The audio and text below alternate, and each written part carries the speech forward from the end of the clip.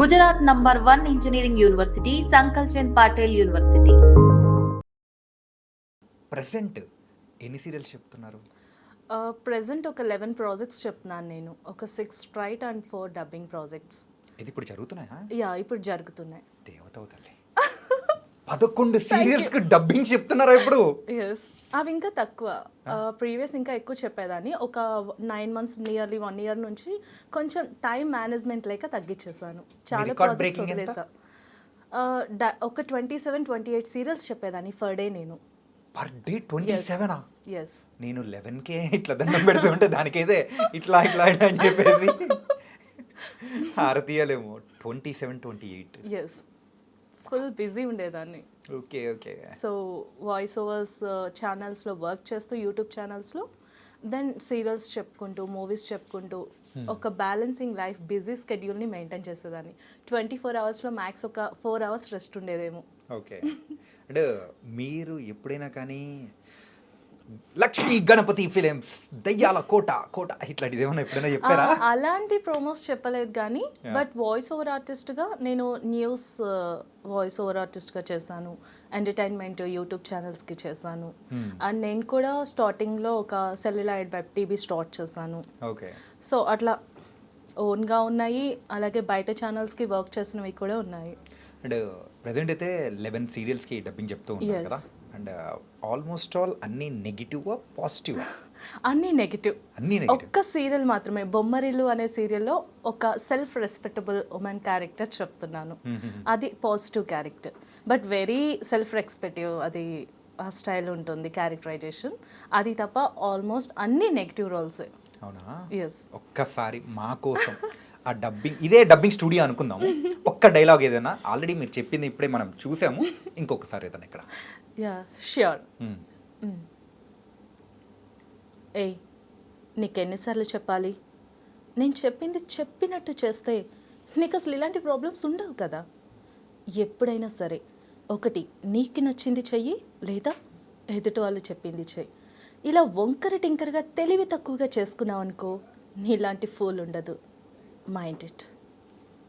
That's it. ఇదేదో నాకు warning ఇస్తున్నట్టుంది.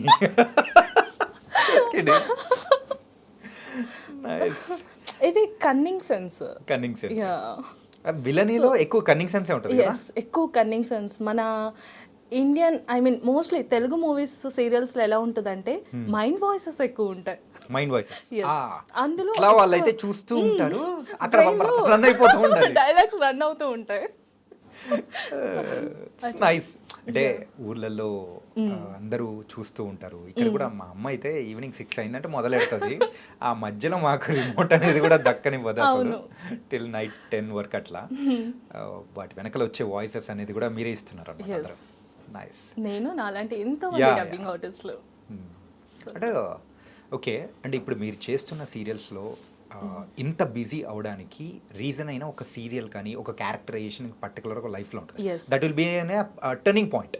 ప్రతి ఒక్కరి లైఫ్లో కూడా ఒక ప్రాజెక్ట్ అనేది టర్నింగ్ పాయింట్ అయిపోతుంది. అలా మీ లైఫ్లో ఏదైనా ఉందా? నా లైఫ్లో నేను డబ్బింగ్ చెప్పగలను అని నేను తెలుసుకున్నది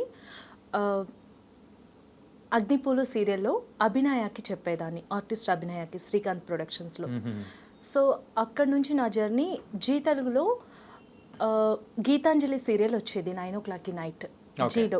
సో అందులో నెగిటివ్ రోల్ హీరోయిన్కి గీతాకి నేను చెప్పాను. సో నాకు నవరసాలు ఉంటాయి, అవేంటి అనేది తెలిసింది ఆ సీరియల్తోనే. సో అప్పుడు నా ఏజ్ 19. సో 19 years ఏజ్లో ఒక బేస్ వాయిస్, ఒక డెవిల్ క్యారెక్టర్.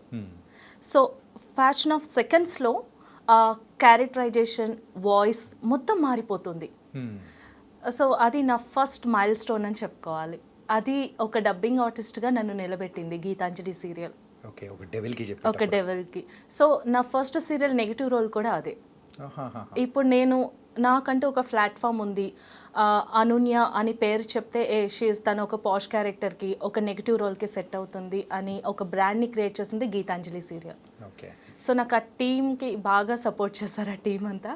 సో ఎస్పెషలీ అప్పుడు ఉన్న ఈపీ ప్రభు గారు అండ్ సౌండ్ ఇంజనీర్ గోపాల్ గారు, వాళ్ళిద్దరికీ నేను థ్యాంక్స్ చెప్పాలి. ఎప్పుడు చాలా ఓపికతో మిడ్ నైట్ చెప్పించుకునేవాళ్ళు నాతో ఆ సీరియల్. మిడ్ నైట్ అంటే నాకు వాయిస్ చాలా థిన్గా, చిన్నపిల్లల వాయిస్, నా వాయిస్ అప్పుడు మెచ్యూర్ అవ్వలేదు అంత. ఓకే 19 ఇయర్స్ కాబట్టి 19 ఇయర్స్ లో నాకు డెవిల్ కి చెప్పడానికి వాయిస్ మార్నింగ్ అంతా డబ్బింగ్స్ చెప్పి వాయిస్ స్ట్రెచ్ అయిన తర్వాత చెప్పించుకునేవాళ్ళు. అంటే నైట్ ఏ టైంలో నైట్ 11:30 12 ఆ టైంలో చెప్పించుకునేవాళ్ళు దగ్గరుండి. దయ్యాలు తిరిగే టైంలో దయ్యాలకు సంబంధించిన డబ్బింగ్ త్రో అవుట్ ఆ వాయిస్, ఆ సీరియల్ మొత్తం నేనే చెప్పాను. లైక్ నేను లేనప్పుడు రీప్లేస్ చేయడానికి కూడా ఆల్టర్నేట్ చెప్పే వాయిస్ కూడా లేదు అందులో. సో మేబీ 300+ ఎపిసోడ్స్ అవ్వచ్చు అది. సో మొత్తం నేనే చెప్పాను. ఒక్కసారి నేను ఊరు వెళ్ళినప్పుడు డైరెక్ట్ హీరోయిన్ వచ్చి చెప్పుకున్నారు రూప. సో తన వాయిస్ కూడా ఆ ఒక్క ఎపిసోడ్కే ప్లే చేశారు. అది కూడా ఇంకా వేరే ఆల్టర్నేట్ లేక ఆ ఒక్క ఎపిసోడ్ అంతే మళ్ళీ నేనే చెప్పాను. సో ఆ టైంలో సుప్రియ గారు కూడా నాకు కాల్ చేశారు. సో తను మాట్లాడారు. ఎస్, ప్రొడ్యూసర్ సుప్రియ గారు కాల్ చేశారు. సో తను మాట్లాడారు, మీరు రావాలి, మీకు అక్కడ ఏమైనా కావాలండి మేము అరేంజ్ చేస్తాం విజయవాడలో షూట్ అనేసి. సో తను చాలా కోఆపరేట్ చేశారు ఆ టైంలో నాకు. అంతే కదా, డెవిల్ వాయిస్ కానీ కొందరు వాయిసెస్ సెట్ అవుతుంది. ఇప్పుడు ఫర్ ఎగ్జాంపుల్ రజనీకాంత్ గారి వాయిస్ మను గారు చెప్తే ఎలా ఉంటుంది ఆ ఫీల్, పూనకం వస్తుంది. అట్లా కొన్ని క్యారెక్టర్స్ కి కొన్ని వాయిసెస్ సెట్ అవుతాయి. సో అట్లా నాకు నెగటివ్ రోల్స్ బాగా ప్లస్ అండ్ నెగటివ్ రోల్సే ఫేమ్ తీసుకొచ్చాయి. అంటే మీ జర్నీలో ఓన్లీ సీరియల్సే కాకుండా ఇంకా చెప్పాలంటే మూవీస్ అనేది కూడా బోల్డ్ అని చెప్పారు కదా. మూవీస్ చాలా చెప్పాను నేను. అంటే ఇన్ఫ్యాక్ట్ ప్రీవియస్తో కంపేర్ చేసుకుంటే ఇప్పుడు మూవీ ఫీల్డ్ కానీ, సో డబ్బింగ్ మూవీస్ కానీ, ఓటీటీలో మనం చూసే మూవీస్ చాలా వరకు ఈ మార్కెట్ అనేది కూడా వైడర్ అయిపోయింది కదా. అవును, లాట్ ఆఫ్ వర్క్ ఆపర్చునిటీస్ ఉన్నాయి. ఎట్ ఏ టైం కాంపిటీషన్ కూడా ఉంది. కాంపిటీషన్ అండ్ వర్క్ ఉంది, వర్క్ లాట్ ఉంది. చేసుకున్న వాళ్ళకి చేసుకున్నంత అంటారు కదా. సో అంత ఆపర్చునిటీస్ ఉన్నాయి ఇప్పుడైతే. ఇప్పటివరకు అంటే మూవీస్ ఎన్ని చెప్పుంటారు? Like 100+ movies చెప్పుంటాను. అండ్ ఒక 150+ యూట్యూబ్లో ట్రాన్స్లేట్ డబ్బింగ్ మూవీస్ చెప్పాను. అన్ని హీరోయిన్స్కి నెగిటివ్ రోల్స్. ఏది పట్టుకున్నా సెంచరీ తప్ప గేదే లేదన్నట్టుగా. అంటే లైక్ మన 15 ఇయర్స్ ఎక్స్పీరియన్స్లో నేను లైక్ ఒక 2 ఇయర్స్ నార్మల్గా సీరియల్స్, షార్ట్ ఫిల్మ్స్ ఇవి చెప్పుంటా. దెన్ 13 ఇయర్స్ కంప్లీట్గా ఎప్పుడైతే 3rd ఇయర్ 2.5 ఇయర్స్ అంతే.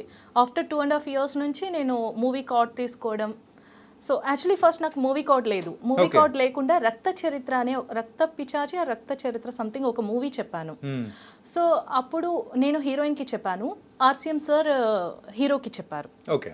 సో అప్పుడు ఆర్సీఎం సార్ నా వాయిస్ చూసి మూవీకి ట్రై చేయి, కార్డ్ వస్తుంది అని చెప్పారు. అప్పుడు ఇంకా ఆపర్చునిటీస్ పెరుగుతాయని చెప్పారు.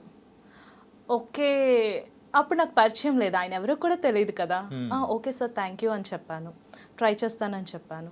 ఆ తర్వాత నేను సర్వశిక్ష అభియాన్ గురించి ఒక యాడ్ చేశాను దూరదర్శన్ వాళ్ళది ఆర్టిస్ట్గా. సో అప్పుడు అక్కడ ఆర్టిస్ట్, సారీ ఆంటీ పేరు మర్చిపోయాను, బట్ ఆవిడ సుజాత గారు ఆర్టిస్ట్. తను అన్నా చెల్లెల్ సీరియల్లో, వదినమ్మ సీరియల్లో అత్తగారి క్యారెక్టర్. Senior artist.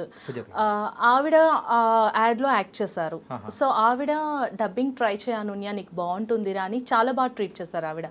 సో నేను డబ్బింగ్ ఇండస్ట్రీకి రావడానికి ఆవిడ ఫస్ట్ వేరే వాళ్ళని కాంటాక్ట్ చేయమన్నారు.